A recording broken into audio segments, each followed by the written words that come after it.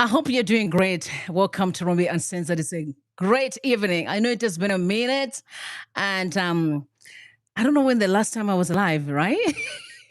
I'm saying in person, not when I connect to other people like I did last night. So yeah, I saw some of you say wrote messages that, where am I? What's happening? Did I saw the struggle? Absolutely not. Absolutely not. You know, I'm not a perfect person, but I'm trying. I try so hard to keep my word. What's happening, guys? Are you doing great? You have seen the headline, actually. So I just hope you can hear me perfectly. Well, it's my first time to actually operate this stuff. So bless me as we move along. But it's exciting. I hope you guys listened to Comrade Knox last night because he was on fire. For those that were paying attention, you actually see where we're heading now. He was calling for those that's supposed to uphold the Constitution of the Republic to rise up and confront gangs that have taken over our country. First and foremost, I want to say that Hope watching on just commented a few minutes ago on the issue of CAB3.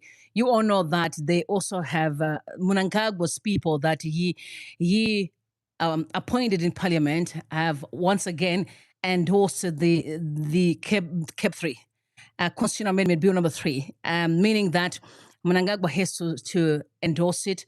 But also heard last night that he is working so tirelessly in the background to pass the baton to his wife, Auxilia Mnangagwa. Isn't that strange? Let me know what you guys think. What do you think about Auxilia? Because, like, wow, you know, the politics in Zimbabwe is just nothing but a joke. Honestly, it's time for us to introspect as a country. Can we continue with the drama that we are witnessing today? It can only happen in Zimbabwe. We had Mugabe drama, now Mnangagwa drama. You know, I always pray and I'm like, Lord, I don't want to be in this situation again. I hope this is the first and the last that we ever dealt with some rogue individuals who are masquerading as leaders. Because I want to know in the comment section if you really look at Mnangagwa as a president. Do you think we have got a government in Zimbabwe? Because in my opinion, we have no government. We only have criminals that hijacked our country and they are causing chaos day in, day out.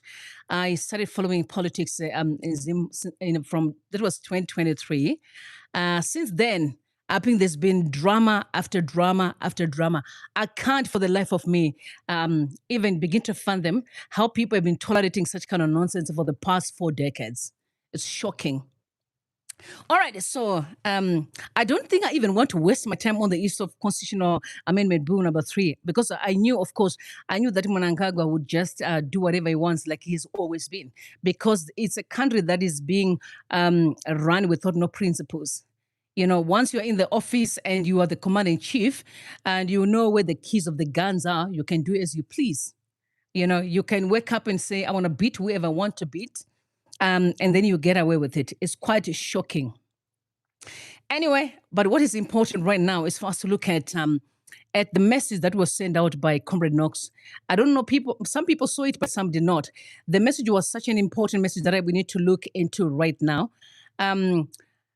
Immediately after he did his presser, which most of you like witnessed last night, he wrote a message that fellow Zimbabweans, stay calm but vigilant. A constitution engineered to serve one family's interest is neither legal nor legitimate. The will of the people cannot be overwritten by a private arrangement made at precab. Our liberation struggle was fought for true sovereignty, and the spirit is not dead. Zimbabwe will never be a family estate. History will not be kind to those who try. And then he tagged Cyril Ramaphosa, Musima Emane, Julius Malema, the president of the Republic of Botswana, that is Duma Boko, the government of South Africa, also the presidency, meaning the office of Cyril Ramaphosa. And it was an interesting message that he sent out. We are not going to allow it. By the way, you guys don't forget the message that was conveyed by the president of the Republic of Mozambique, again, the one that has been rigging election. In fact, I listened to one of the interview that was done by the opposition leader who said the march on march is also needed in Mozambique. It also needed in Zimbabwe because there are criminals who are working together, Mozambique, Zimbabwe, and South Africa. So This is why we are saying you're not only coming back home, you're coming back home to demand that freedom reigns and reigns forever. So you wait for the signal. The fathers mean business. Some people think it's all a joke. It's not a joke. These guys are not playing games. Emerson Mnangagwa will be shipped out. Gangs will be taken to prison. I don't want to hear that someone is kept at all. Whenever I hear people say, you guys are going to mushamanya, I'm like, stop that. People should be dragged to prison. You know, I don't even want to hear that somebody has either escaped the country. So it's quite interesting. And you guys know that Ramaphosa as well, he is under pressure. Okay, he's under pressure. But one thing that I respect Ramaphosa for is he has never unleashed the gangs on South Africans. At least he has some respect for the people. He had a meeting with the guys that were leading the march and march. That we've never witnessed with Mnangagwa. Because Mnangagwa does what he wants. If you complain, they send gangs. In fact, I'll tell you in detail when the time is right. About 3-4 days ago, they followed me to the shop. This other, yeah. The thing you're following me, no, they're following you. I've got my people, my eyes everywhere. You're not the only people with eyes. Yeah. Yeah. I'm not that dumb. Do you think I'm dumb? Anyway, so it's not looking great for the ANC in South Africa. You have seen the streets were packed. Oh, of course, we never heard where anyone was killed or something, but we saw people marching across the country. They mean business. However, Cyril Ramaphosa tried to reach out, sit down with the guys, and they were all laughing, having conversations. The last time I heard that Zimbabweans were able to sit down with the head of state was during the Mugabe era. But after Mnangagwa does not sit down with any Zimbabwean, or except his gangs or those that bootlicks him. It's actually very sad. Miss Auxilia Mnangagwa was busy for the past, I think, 2 years or 3, if I'm not mistaken, with the cookout, whatever it was called, cooking mufushwa across the country, Nemuriwo, Nedovi. And then you remember when she hosted a dinner, a gala, and then invited Songezo Shavangu, was the only female right that time. It now makes sense why. And their relationship with the president of Tanzania. Remember the lady that caused chaos in there? What you call it? Samia. Yes, Samia, yes. It makes sense now. Yeah, it makes sense. Interesting. Majority of people that are pushing on CAB3 are people who can never be voted by anybody. Look at Ziyambi. Ziyambi's at the forefront. He repeatedly lost elections. I'm not surprised why he's pushing for CAB3. Let's look at some of the comments that are right on social media right now when it comes to the CAB3. Let's look what happens on social media. Maybe I'll start by reading the one from Wepo. Let's look at Wepo Chingono's comment.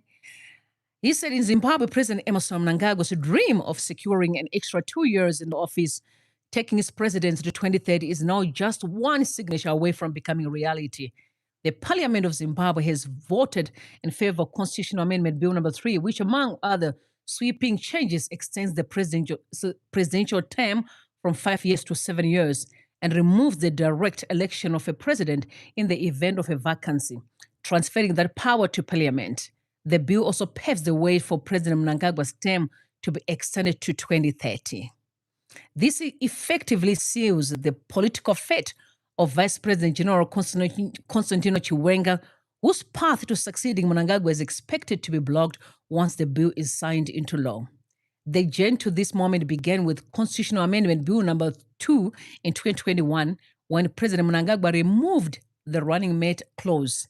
That clause had guaranteed that a vice president would automatically assume office if the president died, resigned, or became incapacitated. Its removal placed succession firmly under the president's control. CAB3 completes that process.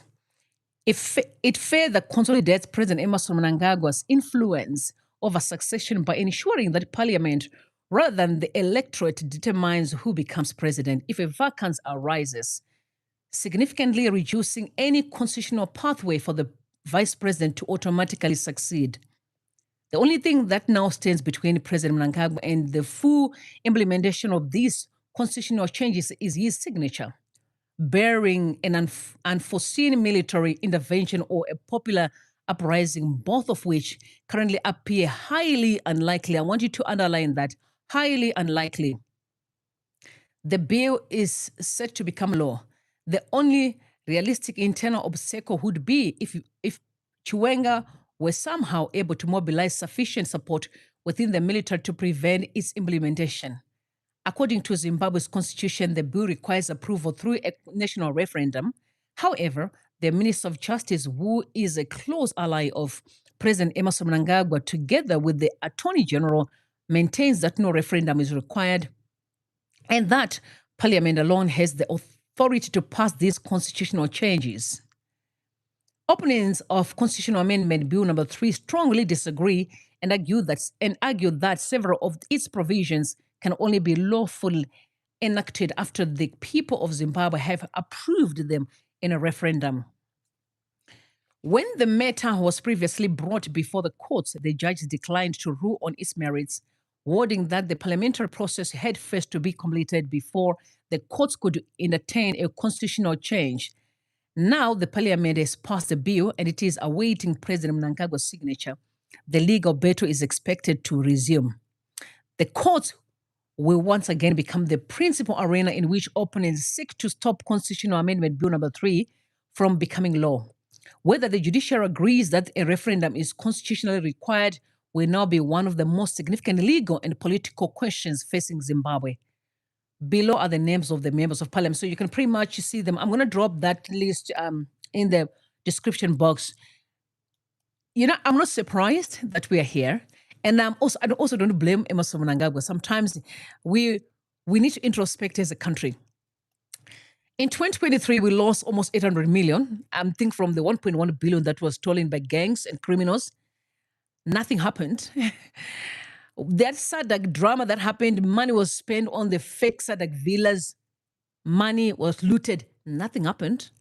Money has been looted in millions and millions of dollars and billions. Nothing happened. Mnangagwa dragged a street guy, Sengezo Shavangu, turned the whole parliament upside down. You know, our opposition members were running from pillar to post. Nothing happened. Here we are. They started by 2030. Zimbabweans are jumping left and right. Nothing happens. Do you blame Mnangagwa or you blame Zimbabwe as a country? Because it's a country that does not have principles. It doesn't respect its laws. Mnangagwa is simply giving what we deserve. And until we stand to stop him. So stopping Mnangagwa is exactly what's on the cards. I think people underestimate what's going on with the war veterans. Since the days of the late Comrade Geza, may so rest in eternal pieces in heaven with the Father. You know, people think that they were jokes. Of course, some people saw that in the process, but the fact of the matter is that Emmerson Mnangagwa will be dragged out. Criminals are going to be arrested. Just wait for a signal. They mean business. There's no turning back here. There's no turning back. Sometimes you don't get to hear the nitty-gritties because there's so many things that are happening. I told you that I think I've seen almost like 5 times being followed. I followed even in the gym, yeah. Because they're doing everything to eliminate people that they know are vocal. But instead of eliminating me, I'll eliminate you. That's how it works. I know some of you are here right here listening to me. So the person that followed me 4 days ago, I think, I started following him. I told the cashier that stop ringing my things because he went back again, think he can follow me. I said, no, stop until he comes back here. He was so humiliated. You think you're smart? We are watching you very closely. Please, guys, like the live and share with others. I'm going to ask you on one thing. You just thumbs up the video, please. Pay attention. They told you be sober and vigilant. Very soon, something is going to give. Anyway, I just wanted to come here and tell you that I'm okay and I haven't sold out because some were worried. I'm also a student and I run some business apart from what I do. So I have to juggle, and I can't say most of my stuff in detail here because I have to manage the situation because they want my head. They want to kill me. You want to kill me? You're going to kill God first before you get here. That's how it works. Yeah, you kill God first. Let's see how this battle is going to end, yo. If you kill God, then you get me. Without that, I'm going to be, yeah. Okay. And very soon, you'll see me in Harare. My first show, I'll run it right in Harare in town. I'm going to tell you, I'm here in town, yeah. Come, let's talk. All right, guys, you tell me what you think in the comment section. I can't say much. I'll see you tomorrow morning. I love you. God bless and God bless Zimbabwe. Bye for now.